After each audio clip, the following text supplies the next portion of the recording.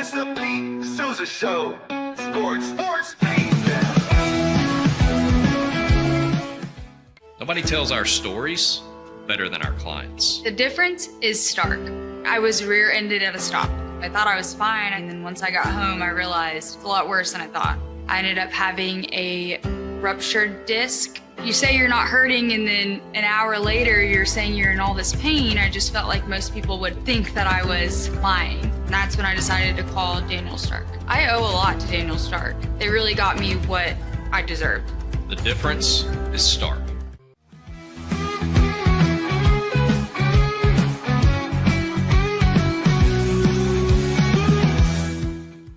We definitely love our relationship and love Extraco. It's been an amazing experience. They made the PPP process easier. They were reaching out to me saying, what can I do to help you? That made a huge difference because my stress level, when we shut down, to afterwards was night and day. Our experience with Extraco has been phenomenal since the very beginning, so we love Extraco. Tervis is all about staying hydrated with style and durability. You can trust Tervis tumblers to keep your drinks the perfect temperature, hot or cold, for hours. From the classic insulated tumblers to sleek stainless steel water bottles, each product is built to last and comes in endless designs to match your personality. Stay refreshed and express yourself with Tervis. Visit tervis.com today and find your perfect tumbler.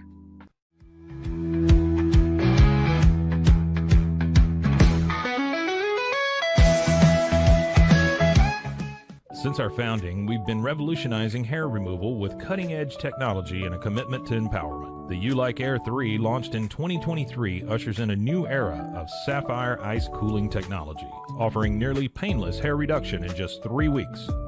Experience the future of hair removal today at ulike.com, because at Ulike, beauty is about looking and feeling good. That's ulike.com. Ulike. With Ease US, make studio-quality voiceovers for your videos online in over 149 languages and dialects, featuring 468 natural AI voices. Customize the volume, mood, and pauses to perfectly match your content. Plus, capture high-quality videos with no watermark. Record your screen, webcam, and voice, and save them instantly to your computer. Never been easier to create professional-grade videos and voiceovers. Try it today at easeus.com. That's EASEUS.com. Ease US.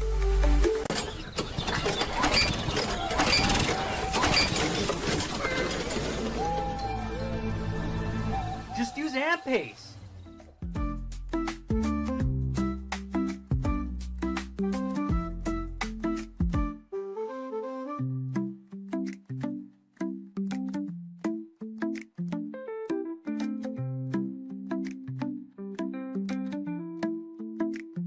AMP-Pace.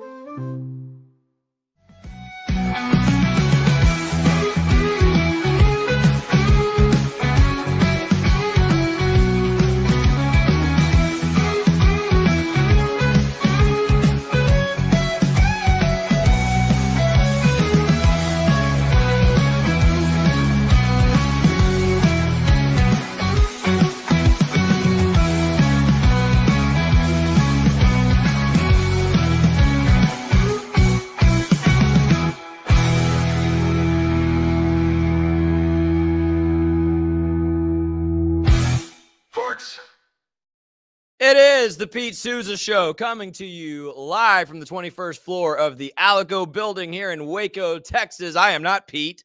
I am Scotty Swingler here with you today as we are going to discuss a few things, topics of the day or topics of the week together. Do me a favor. I am flying solo. Scotty is flying solo this morning. So if there's an issue with audio, video, graphics, anything, feel free to drop that in the comments, and I'll try to take care of that. You guys are my eyes and ears this morning. Really appreciate you joining us. Pete is in Charlotte, having the opportunity to speak about sobriety and his journey. Make sure you listen to the Payoff with Pete podcast if you haven't, to hear stories of sobriety, journeys of these awesome men and women who have overcome challenges and addictions. And Pete's a hero of mine for that reason. By the way, Pete Sousa Show brought to you this morning by Daniel Stark Injury Lawyer, Socorro Family Ford. Don't forget our friends at Slovacek's. Go see Ray. Tell him the Pete Sousa Show sent you. If you're commuting between Dallas and Waco anytime, don't drive through without stopping at Slovacek's. I actually sent Pete a video earlier this week. My daughter, the other night at around dinner time, I cut up some Slovacek sausage and put it on her tray. And she's kind of been she's 11 months old. She's just getting into real food. She's a real picky eater. Really the only reliable thing she'll eat without hesitation are crackers, right? And she was obsessed with that Slovacek sausage. She was powering that stuff down. I had to stop giving it to her because I was worried she was going to get a tummy ache from all the Slovacek she was eating. So cool moment for my family with Slovaceks earlier this week. Okay, so we got into a little debate yesterday on the Pete Sousa Show about the Dallas Cowboys. The schedule, of course, dropped this week for the NFL.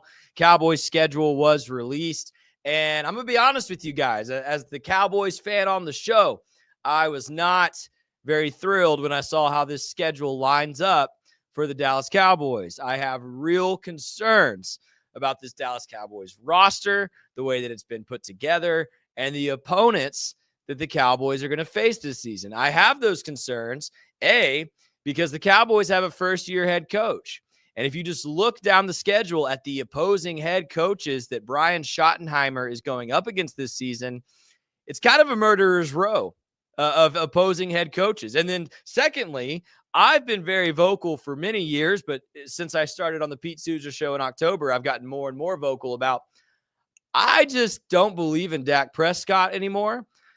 That's not to be negative Nancy or super downer about it, but I just don't think he's a guy that's going to win you games against elite competition. Sure, he can pad his numbers and put up some great stats against poor teams, but I really struggle seeing him help, like elevating his team to the point where they're going to overcome a great team. And we're going to talk a little bit about that here in the next few minutes. Bear the Truth chimes in with us. How do you rank NFC teams? Bear the Truth. Right now, I'd say the Eagles have to be number one, defending Super Bowl champs. I think the Commanders are right there neck and neck with them. I think you saw that when they played last season.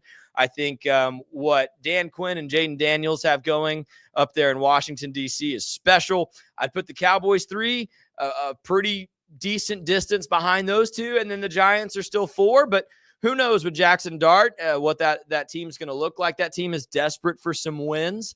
Otherwise they're going to have some coaches and staff get fired after this season, I think. So the Giants could be playing desperate.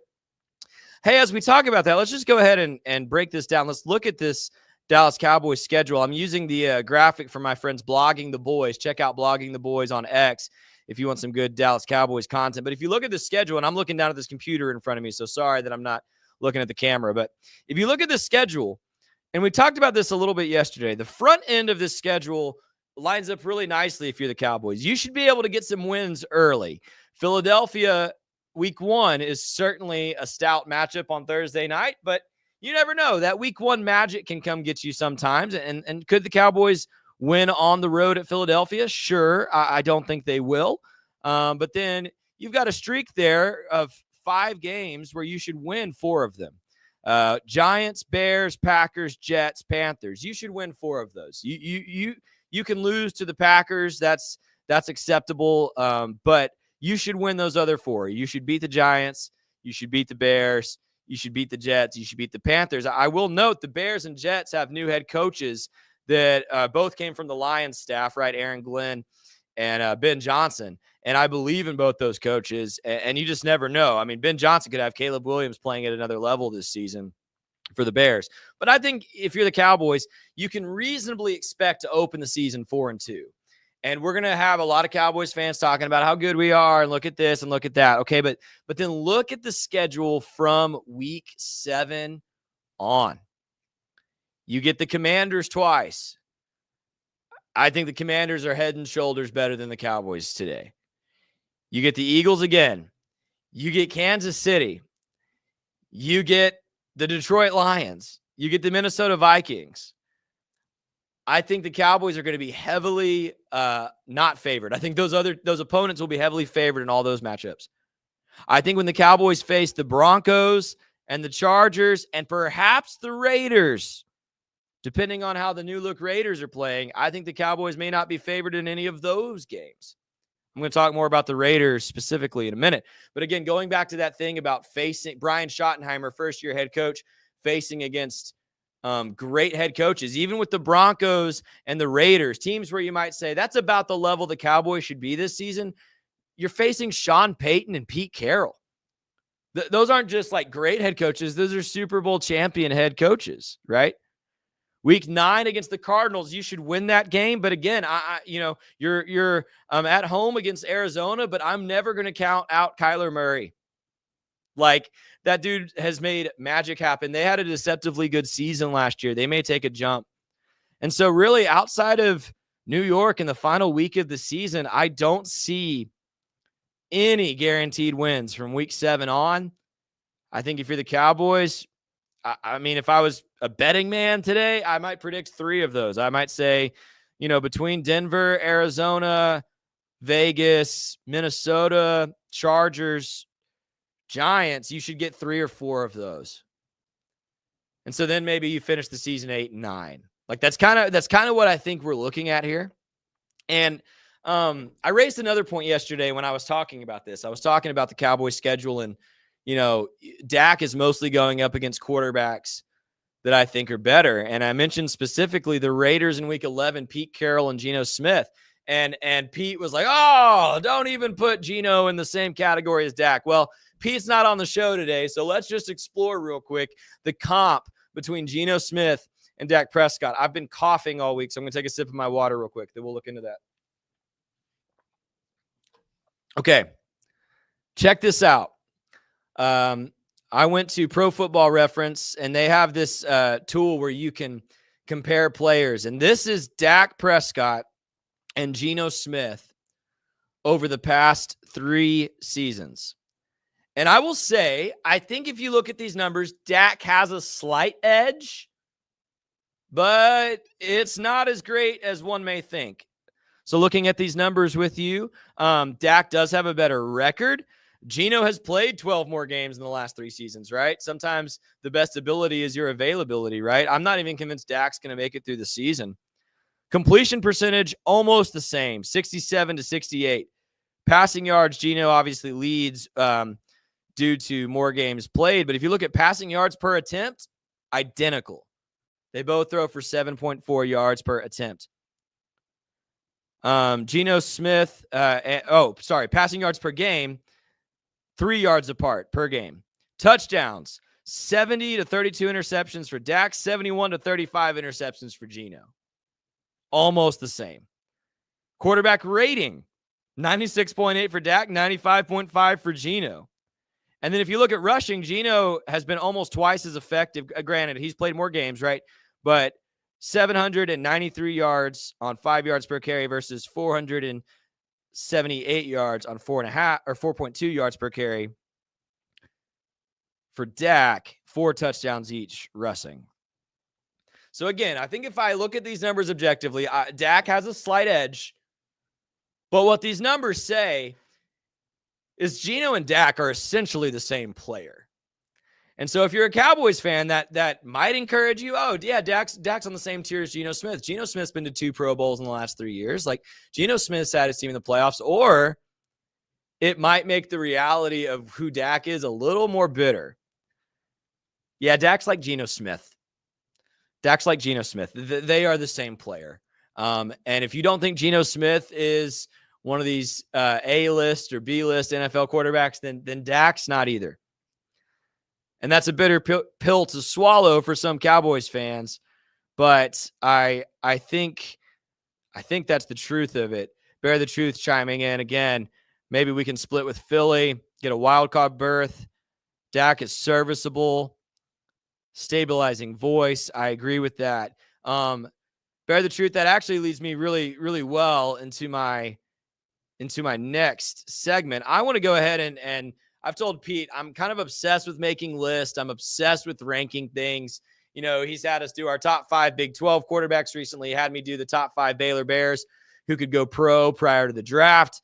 Today, I want to do my quarterback tiers. And I know a lot of people do this, and I don't think my list is superior to anybody's, or I certainly don't think I have any level of expertise superior to anybody. But I wanted to go ahead as I was comparing Dak to Geno Smith and looking at those numbers from the past 3 seasons and coming to the realization, Geno's not better than Dak, but they are basically the same. They are basically the same player. I thought it'd be interesting to try to do this. So I put together my quarterback tiers, and I do think I'm right because they're mine. And I want to see what you guys think. And I hope this generates some discussion online. Here's how I would tier the quarterbacks. Actually, a couple rules before I put this graphic up next to me. One, I have not put any quarterbacks who've not taken a snap of professional football in here. No rookies, no JJ McCarthy. If you haven't taken a snap of professional football, I didn't rank you. That just didn't feel fair. 2, this isn't everybody that's starting in the NFL this year. I just kind of did my top 3 tiers. And anybody that's not in here, you can consider below these to me. So here they are, my quarterback tier list. It's very simple to me. Tier 1, I don't think you can put anybody on the same level as these 4.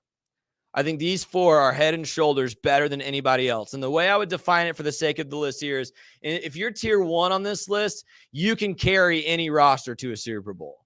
Like, I think these 4 quarterbacks are that good. And that's Mahomes, Lamar, Josh, and Joe Burrow. I think those have kind of been the 4 at the top of the pack for 3 or 4 seasons now, and I don't think that's changed. I don't think anything about last season changed that for me. I know Patrick had a rough Super Bowl, but took a really mediocre roster, one of the worst defenses in the league, statistically speaking, to that Super Bowl. Not defenses, offenses. Their offense was atrocious last year outside of him. Josh, Lamar, Joe, they can just do things on the football field other quarterbacks in the league can't. I think those 4 are rightfully head and shoulders above the rest. Tier 2, I'm going to say if Tier 1 can take any roster to the Super Bowl, Tier 2 to me can take a good roster to the Super Bowl. They can take a good roster to the Super Bowl. Jalen Hurts has done it twice. He won Super Bowl MVP. I think he deserves some respect. I've mostly got these quarterbacks in order, by the way, as you go left to right across these tiers. Jaden Daniels, I think, could be tier 1 in the next season or 2. That dude was wildly impressive last season, what he did with Washington. Matt Stafford is still that dude. Super Bowl champion, can still put the ball anywhere on a dime. CJ Stroud, I know he had a rough 2024. I think he can take a good roster to the Super Bowl. I think he's going to bounce back this season in a big way. Jared Goff has done it. Justin Herbert, I know, played the worst game of his life in the playoff game this past season, but I think he's on that tier. And then here are the 2 that might surprise some folks, but I think they've proven it. Bo Nix and Baker Mayfield, I think, are just guys that have been undervalued from Jump Street and have proven time and time and again they elevate their teams to winning football. They don't just guide a great team to wins. They can elevate a roster. Baker did it last year in Tampa. Bo did it last year in Denver. They can elevate good rosters. Their play can take a roster to another level. So again, to me, tier 1, you can take any roster to the Super Bowl. Tier 2, you can take a good roster to the Super Bowl. I think those guys can do it. Tier 3 is where I think you need a great roster to make the Super Bowl. You need every piece in the right place and everything clicking to make a Super Bowl. And that's where I would put those 8. Jordan Love, Brock Purdy, Geno Smith, Dak Prescott, Kyler Murray, Tua, and then I think Drake May and Michael Penix, to me, are really good NFL quarterbacks. I put them on that tier for now, that they could take a great roster this season to a Super Bowl. But I think that is evidenced by Dak's best seasons were his first 3, right? First 3 seasons when he had prime Zeke, when he had that dominant best offensive line in the NFL. I don't think Dak can take any roster to a Super Bowl, which is why he's not tier 1. And I don't think he can take a good roster to a Super Bowl. I think the Cowboys have had some good rosters the past 4 or 5 seasons, and Dak's not going to elevate them to that level. He can take a perfect roster or a great roster or a really, really, really amazing roster. Like if you put Dak on the Eagles last season, I think maybe he gets to the Super Bowl. Maybe. I mean, I don't want to undervalue what Jalen Hurts has done. But that's how I see these NFL quarterbacks stacking up. And I think if you're a Cowboys fan, you just have to be a realist about this. And if Pete asks me next week, yes, all of those guys to the left of Dak and above Dak, I would rather have than Dak Prescott right now if I'm a Dallas Cowboys fan. And frankly, it wouldn't surprise me if Drake May, Michael Penix, maybe Caleb Williams this season, maybe one of the other rookies like Cam Ward jumps past Dak by season's end. Would love your comments if you're watching this back later. Comment below who is your favorite quarterback in the NFL, or where do you disagree with my tier list? Where have I missed it? Again, tier 1 can take any roster to a Super Bowl. Tier 2 can take a good roster to a Super Bowl. Tier 3 needs a great roster to make a Super Bowl. That is how I see those NFL quarterbacks playing out.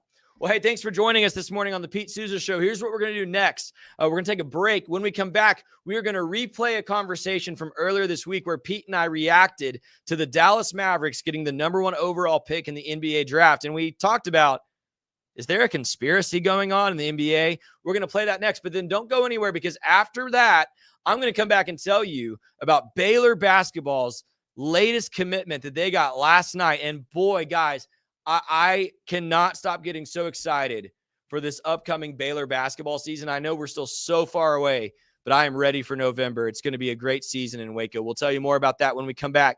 This is the Pete Sousa Show. Don't go anywhere. We'll be right back.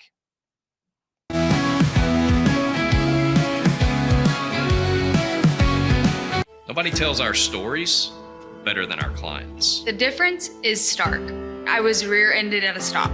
I thought I was fine, and then once I got home, I realized it's a lot worse than I thought. I ended up having a ruptured disc. You say you're not hurting, and then an hour later, you're saying you're in all this pain. I just felt like most people would think that I was lying. And that's when I decided to call Daniel Stark. I owe a lot to Daniel Stark. They really got me what I deserved. The difference is stark. We definitely love our relationship and love Extraco. It's been an amazing experience. They made the PPP process easier. They were reaching out to me saying, what can I do to help you? That made a huge difference, because my stress level when we shut down to afterwards was night and day. Our experience with Extraco has been phenomenal since the very beginning, so we love Extraco. I don't know, if Bubble wasn't here, I don't know what people would be doing, like making PowerPoints or something. Bubble allows you to make it real and for it to actually work. So I feel like Bubble bridges that gap and being able to give people the opportunity to make their ideas come to life really quickly too. I love that I can sit down and build something the way that I think it should be built and have the control over it. Bubble turns ideas into fully scalable apps. Try Bubble today.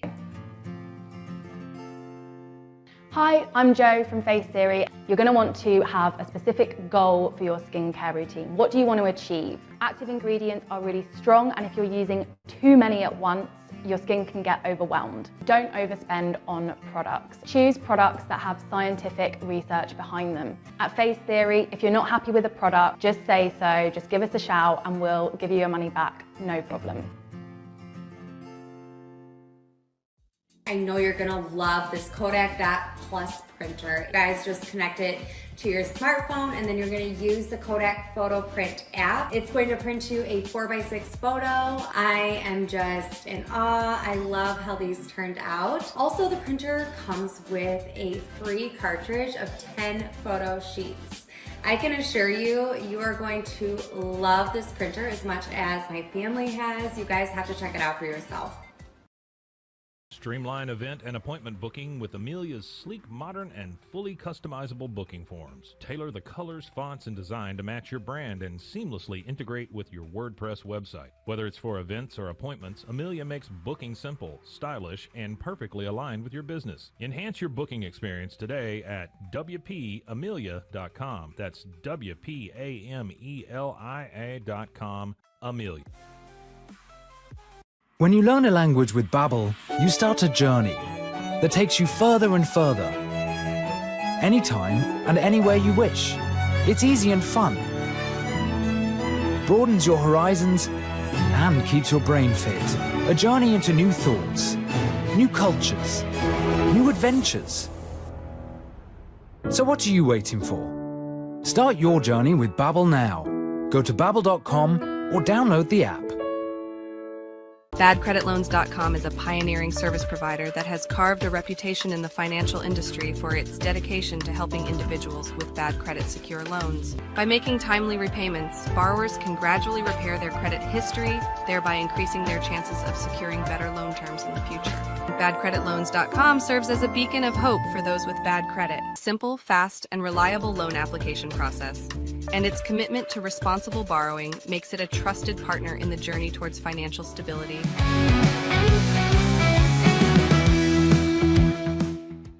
I'm a benefit of the doubt guy. Maybe it's how I was raised. I always joke around, say born on third base, thought I hit a triple. I had a good childhood coming up. My parents were sweet to me. There was some drama in the house, but you get it. I had pretty good vibes as a kid, and thanks to my parents.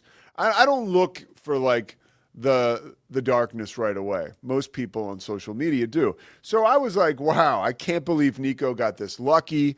And I was very happy for Mavs fans to sort of shift their perspective onto, okay, maybe we have a winner again. But right away you go to Twitter, and I started to hear from friends of mine just about how much of a conspiracy this was, right? And I'm like, okay. So, and in my mind, I'm like, okay, what is the conspiracy? Well, I figured it out quickly. I'm like, oh, yeah, they're going to say that the Mavs traded Luka to the biggest market in the NBA, LA, and in return, the NBA was like, hey, we'll give you the number one pick in the draft lottery. Also behind that is, why would Nico keep his job if on his own accord, right? This, if anything, if on Nico's own accord he made that trade, I think most organizations, after seeing the backlash from the fan base and just the toxicity around the organization, probably would have let him go by the end of the year, but they did not. To me, that's an indication that the Dumont family was like, we're not going to give Luka the Supermax. You got to trade him. You're going to be the bad guy. You're going to be the one put out there. Soldier on. You'll keep your job. We'll take care of you. I think that's the reason Nico's still employed. I don't think the reason he's still employed is because the NBA was like, yeah, Luka or Nico, don't worry. You're going to keep your job. We're going to keep you employed, and you're going to get the number one pick. Who's Cooper Flagg, by the way. So like a game changer, okay? An absolute game changer. Now, I went into the history books a little bit yesterday because I love this stuff. I love the draft. This is up there with the biggest, doesn't pass the smell test conspiracy theory-wise of all time. First of all, the Mavs had a 1.8% chance of getting the number one pick. 1.8, okay? Last year it was the same deal. A team with like 2%, or I think the Hawks jumped into the top. Right, they got the second pick, yeah, with 1.8. So the biggest one, and we opened the show talking about it yesterday, Patrick Ewing, the Knicks winning the 85 draft lottery. That's the biggest conspiracy one. That was 40 years ago last night. Quite the anniversary, but we talked about it. There was a frozen envelope, allegedly, that David Stern knew to pick last, right? That was the Knicks envelope. 2011, following the decision and the chaos and the dismay in Cleveland where they're burning LeBron jerseys, the Cavs organization is literally spiraling out of control. They get the number one pick, right? A long shot. They get Kyrie, right? That follows LeBron leaving. So then 2019 was another big one. Zion goes to New Orleans. Now, he goes to New Orleans after AD got traded to LA. Okay, Scotty, what do you got? Scotty seems like he's ready to jump in here. Tap me in. Listen, I wanted to bring up this tweet. This is from my friend Trey. Trey's a Baylor fan. We've swapped notes about Baylor as well as barbecue. And he put this tweet up, and I am just presenting evidence. I am not making a claim. Yeah. All right? Here's what Trey said on Twitter. What are the odds of this happening in the NBA draft? The Cavs won the lotto immediately after LeBron left. The Pelicans won the lotto immediately after the CP3 trade. The Pelicans won the lotto again immediately after the AD trade. The Mavs win it immediately after the Luka trade. Grok says the odds of that are 1 in 244,446. What a coincidence. So you were already listing those years. I just wanted to put that up. That my friend Trey's on it. I mean, Trey says that is odd. It's talk about an epic long shot, right? Talk really, and then so also another one. I don't know if Trey had that. 2015, the Cavs get the number 1 pick after they get LeBron back. So it's like the Cavs need another piece for LeBron to win a championship, for him to be rewarded for coming back to Cleveland. Good point. And win a title. That number 1 pick was Andrew Wiggins, and then it turned into Kevin Love. Okay, obviously a huge piece. And then you look at LeBron staying home in the 2003 lottery. That's another one where it's like, okay, this looks like a potential conspiracy. It's fun. I love to follow it. I love conspiracy theories in themselves. It's malarkey. Don't believe it. It's complete BS. This is not a conspiracy. This is a draft lottery. It's a lottery, okay? And I know this. Like every major conspiracy that is out there in society, if it is a conspiracy, just be patient. At some point, we will find out. People will start talking. And that's the key to the 1985 one with Patrick Ewing and the Knicks. We would know by now. Somebody else would talk, dude. I'm sorry. Someone else would talk. There's more people involved. Like when you get a secret going between 3 people, odds are one of those people, if they're not murdered, right, like mob style, is going to let go of that secret at some point in time, especially when it could behoove them financially. And letting one of these secrets go could lead to a payday for whoever wanted to be the quote-unquote whistleblower. So I don't believe in the conspiracies. I think that's complete horse you-know-what. And I'll say this, too. I hate to flip it, but I think you got to give props to Adam Silver in the NBA, and here's why.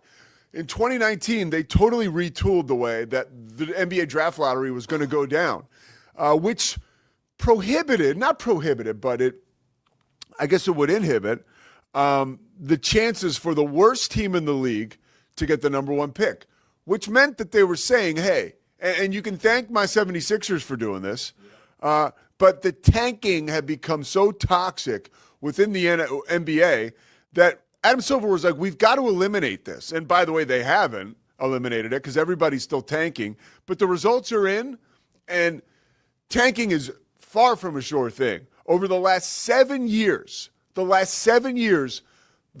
worst team in the NBA has not gotten the number 1 pick.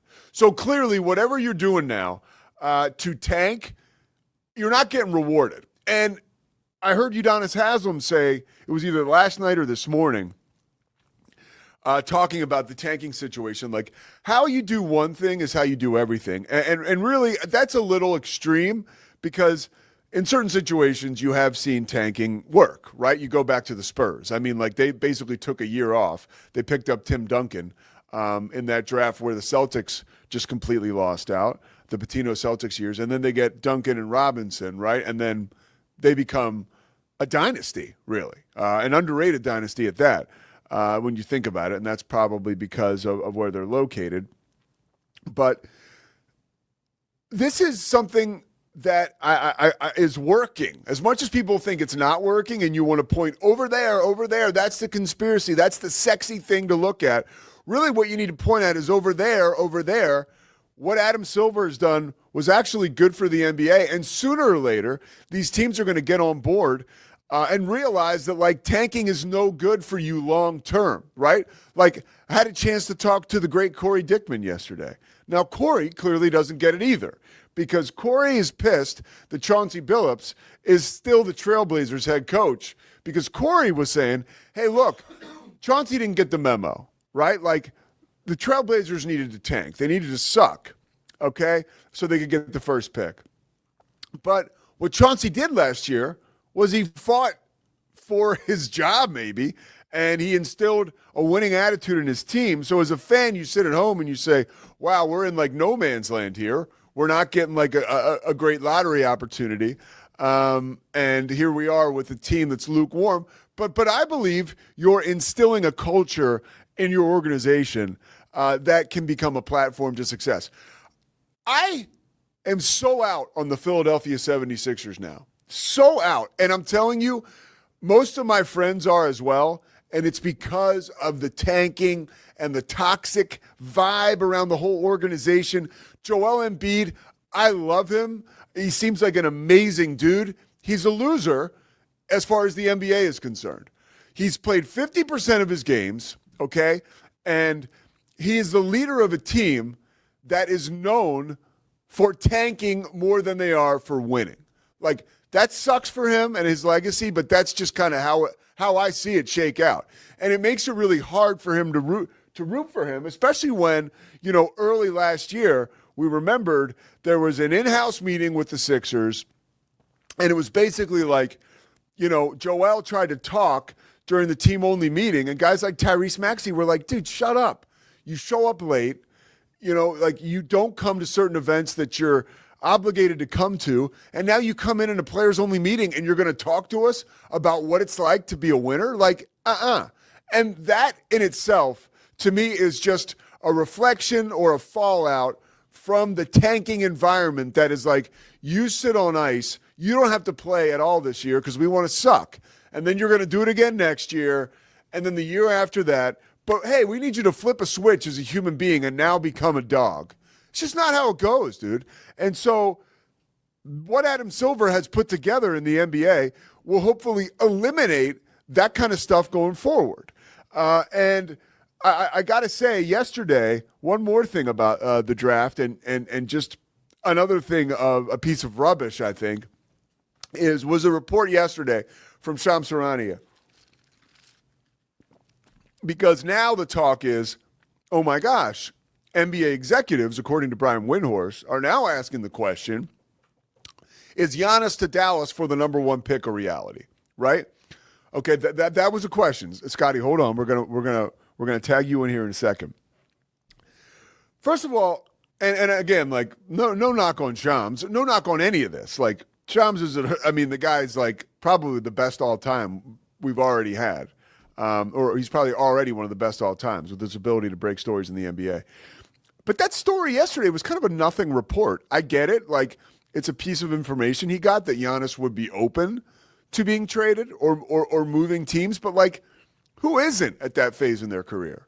He didn't say, I want to be traded. He just said, yeah, I'd be open. So basically, he's not going to, block it with his body. An opportunity or a trade that would send him somewhere else. Like, that's kind of normal.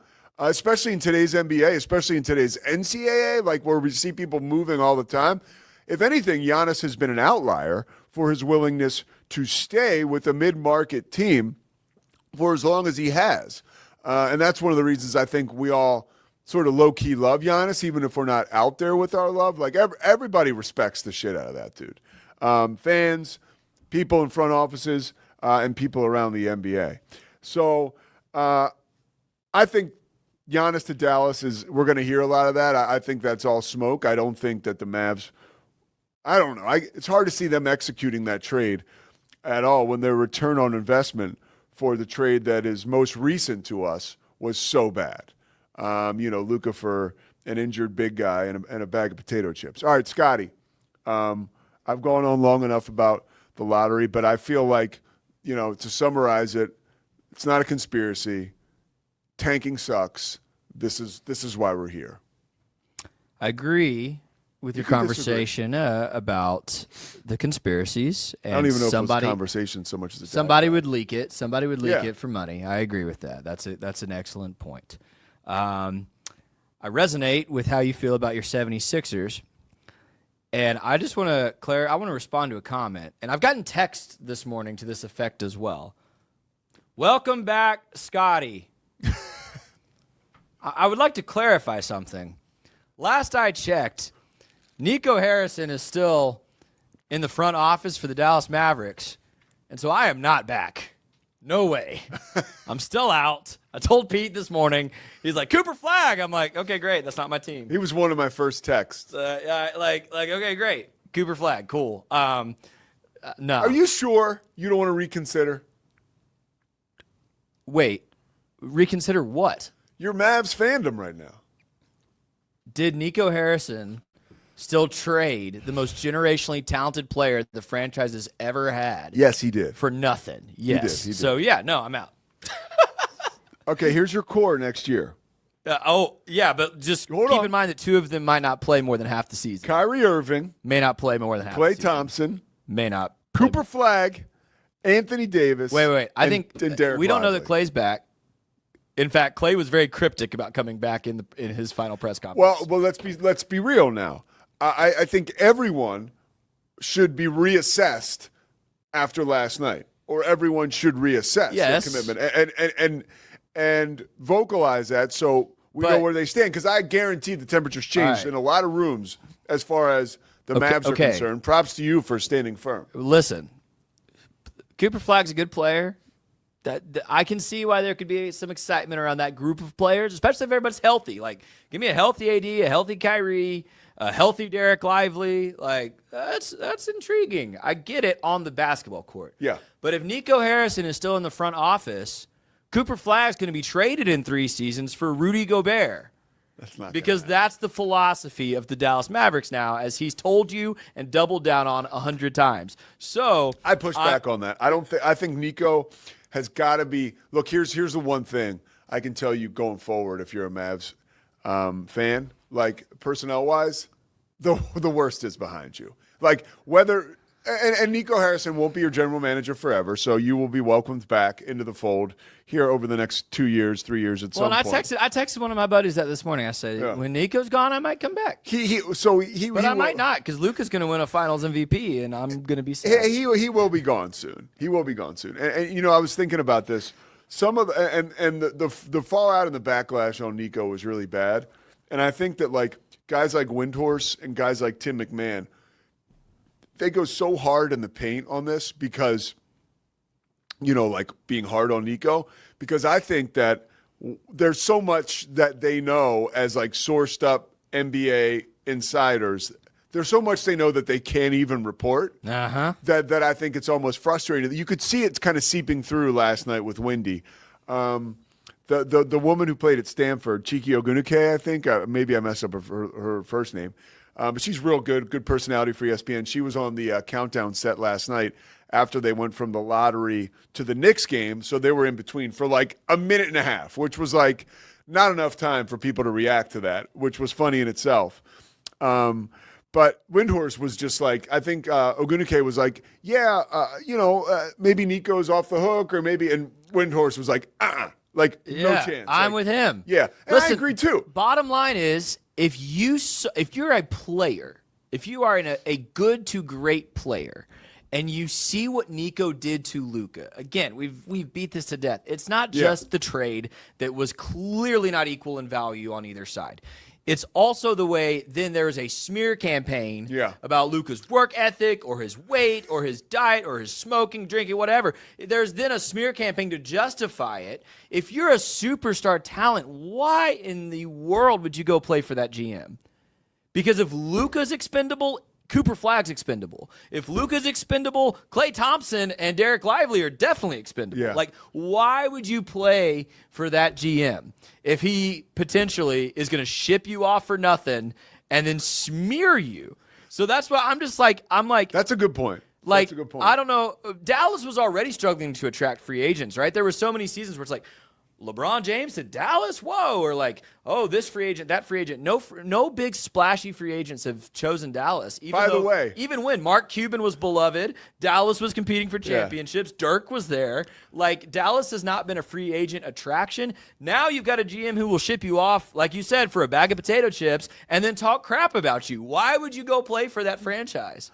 Well, there's my rant for the day. No, that's pretty good. And another thing I will tell you, and I heard Simmons talk about this last night. I was so all in on this. It was such a fun night. Yeah. To kind of like, I watched Simmons did a live reaction to the Knicks game in the lottery. We haven't even talked about Jason Tatum getting hurt yet, but and we'll talk about that next block. But it was just, here's what I wanted to say. He noticed it, and I noticed it too. If you watch the coverage, maybe he was nervous, but Cooper didn't seem over the moon about like going to the Mavs. He didn't, but he was probably pretty nervous. You know, that's a huge because night. It's a toxic. It's toxic. It's been toxic since they traded Luka. It's toxic in the media. It's toxic in national perception. It's probably toxic in the building. Yeah, but you got a great coach. Okay, I agree. I love Jason Kidd Yeah. too, but Jason Kidd has not looked happy since they traded Luka. No, but we'll see. Maybe here's the good news, Mavs fans.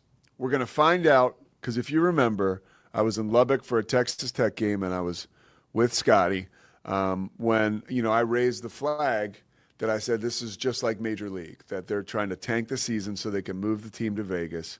I think at which point I said they will get Billy Gillispie to coach, right? Because that's the kind of guy you could get. He'd be like Lou Brown from Major League, right? But clearly, it looks like that probably might not be the case. Now, if they trade the pick for a bunch of future picks, right? Maybe there's something here to that. Maybe they do want to move it to Vegas, but I think we've avoided worst case scenario. Scotty, anything else before break? No, I went off. I'm done.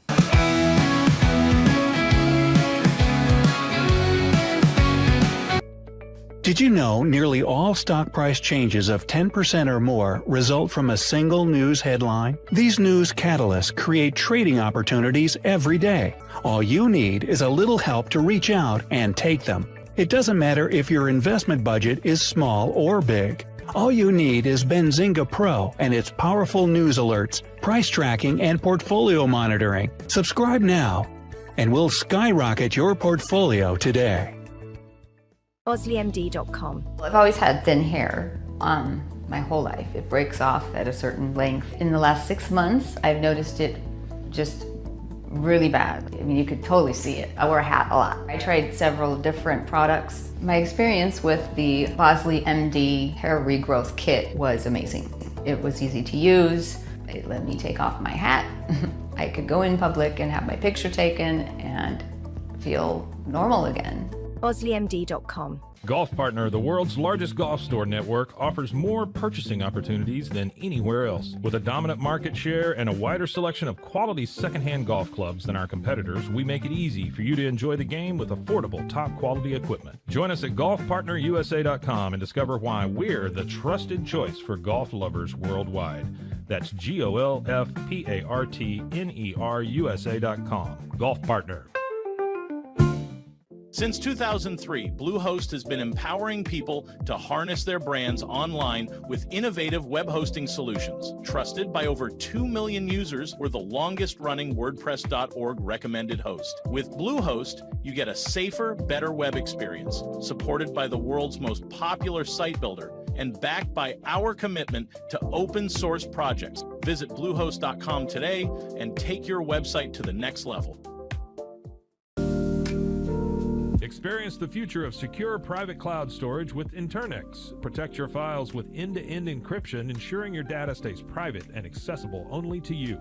Enjoy seamless, fast storage without compromising security. Visit Internex.com today and take control of your digital life. That's INTERNXT.com today.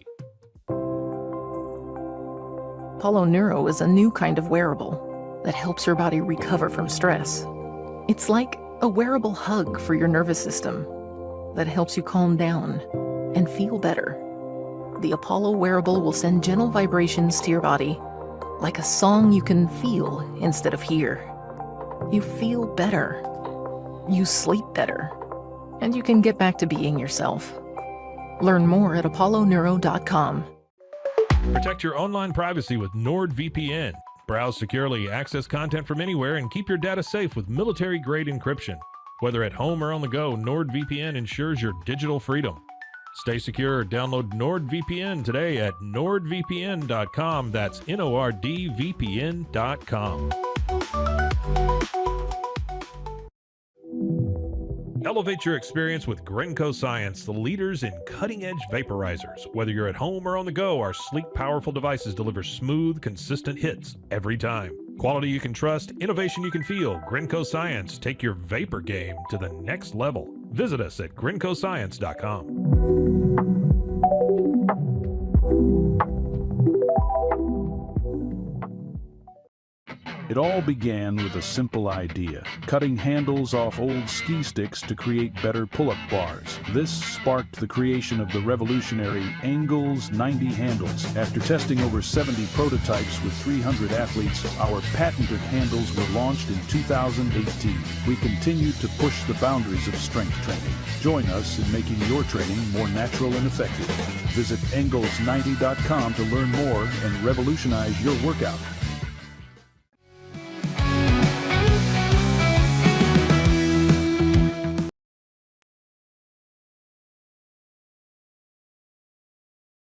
Now I'm unmuted. There we go. Welcome back, Pete Sousa Show. Scotty Swingler here with you today, filling in for Pete, producing and hosting the show. It's been a blast.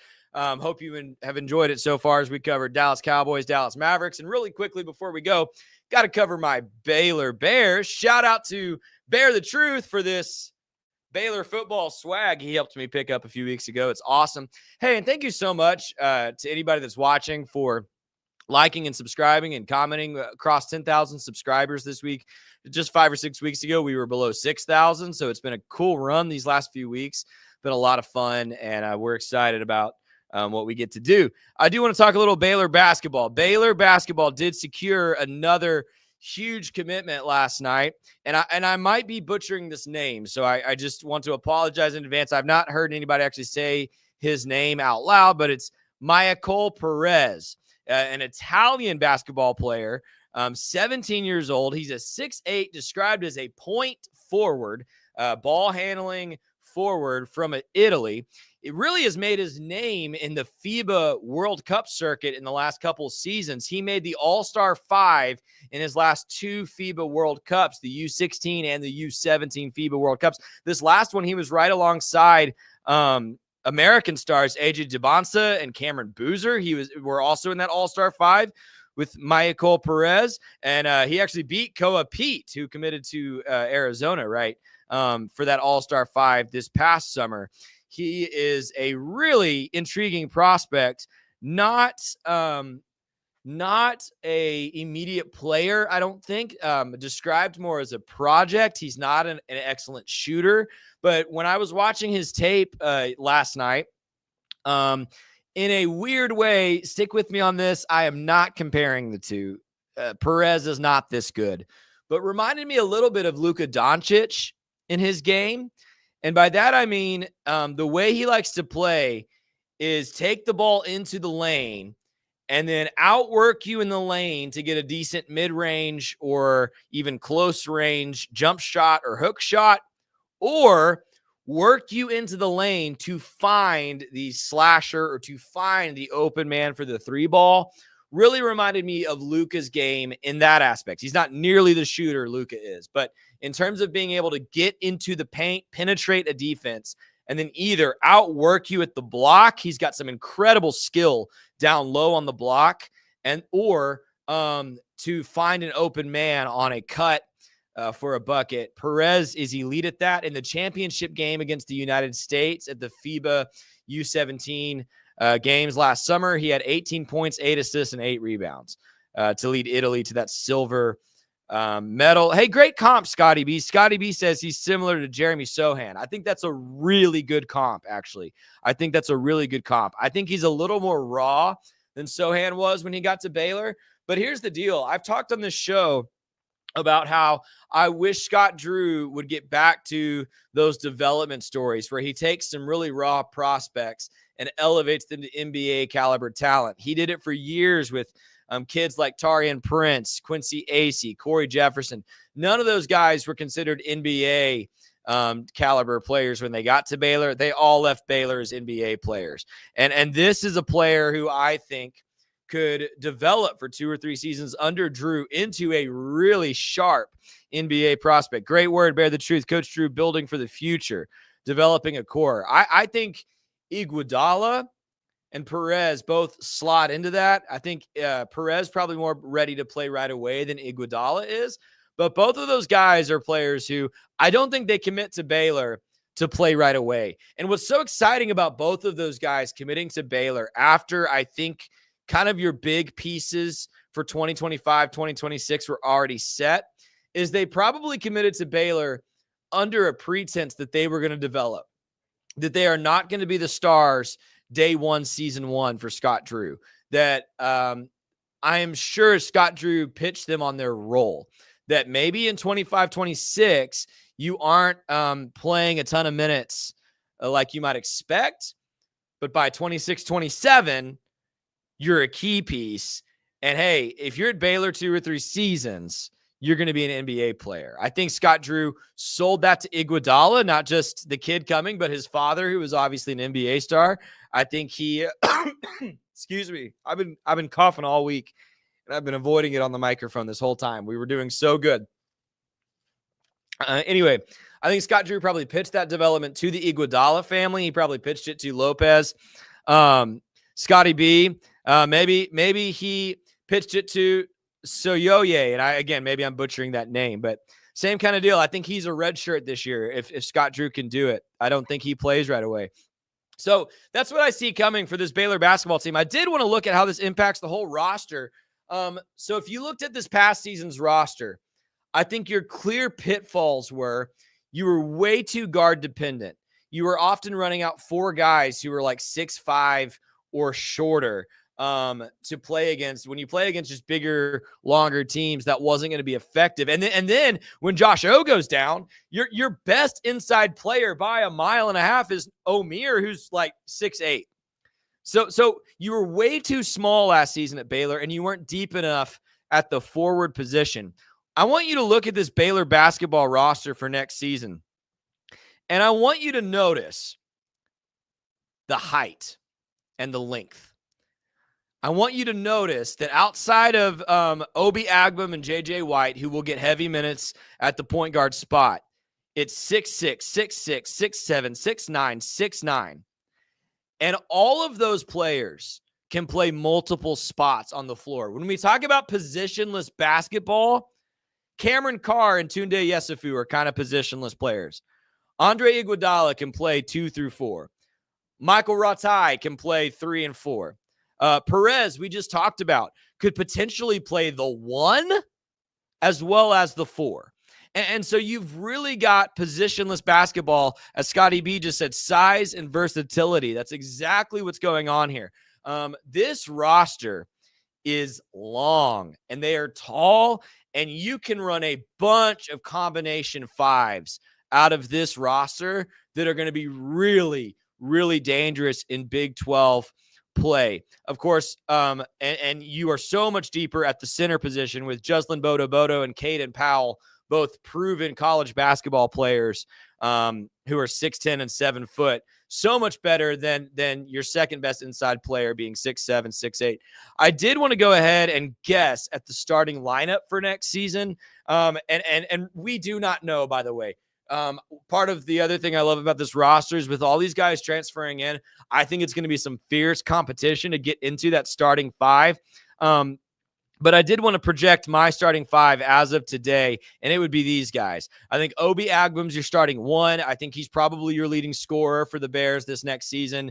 Elite shot creator, elite scorer at Wyoming. It would shock me if he's not Baylor's leading scorer next season. I think Tunde starts at the 2. And I only think that because I think J.J. White is going to be backing up the point guard spot. And I don't think any of these other smaller guards are going to get heavy minutes. I think Cameron Carr could start at the 2, but I think it's more likely to be Tunde because I think Skillings and Ratai start at the wings. Ratai is a lock to start. I think he's your second or third leading scorer this next season for Baylor. Really efficient player at Oregon State.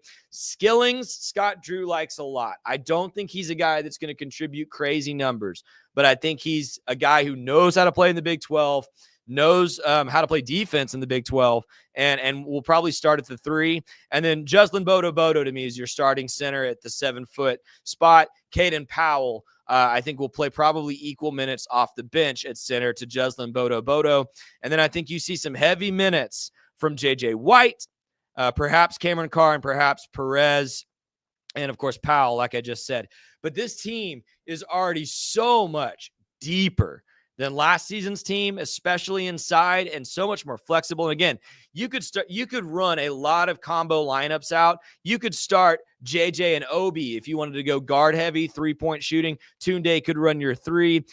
You could start Cameron Carr. You could start Perez at the 1 if you wanted Agbum to play the 2. I mean, there's all sorts of combinations with this starting lineup. I'm just really, really pleased with what Scott Drew has done. And I think this commitment from Perez, an international star, FIBA U17 All-Star 5, right next to Cameron Boozer, right next to AJ Debonsa, it says a lot. It says a lot that he would commit to Baylor after I'm pretty sure Scott Drew would go to him and say, hey, you're not going to start, but we think we can develop you into an NBA guy. I think all arrows are pointing up for this Baylor basketball roster. There was a lot of fear in this Baylor basketball fan base when Scott Drew lost that entire roster, and really culminating in Rob Wright, of course, transferring interconference to BYU. But I got to tell you, I really, really like this team Scott Drew's putting together. It reminds me of some of the best Baylor basketball teams he's ever had.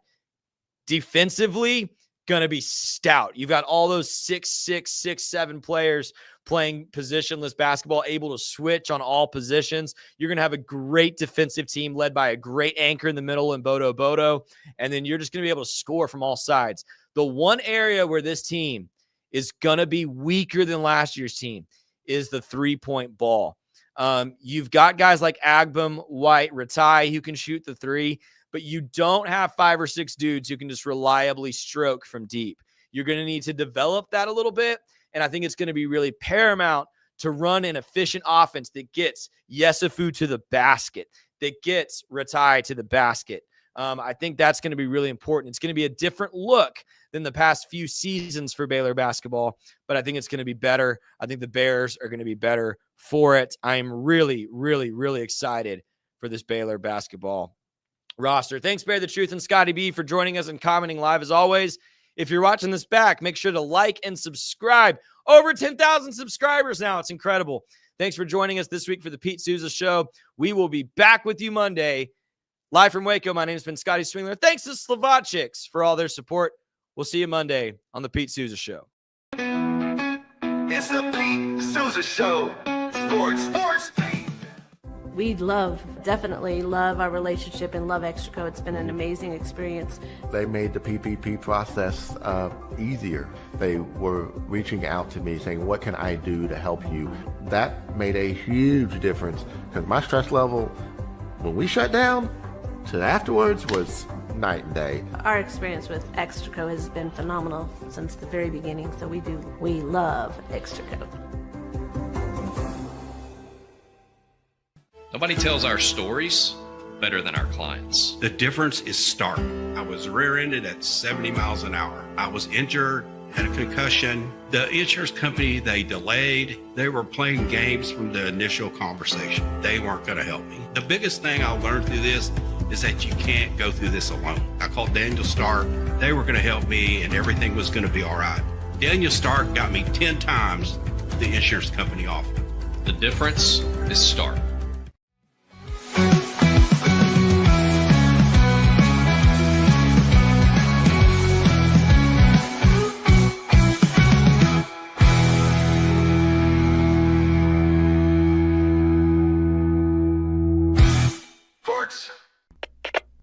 We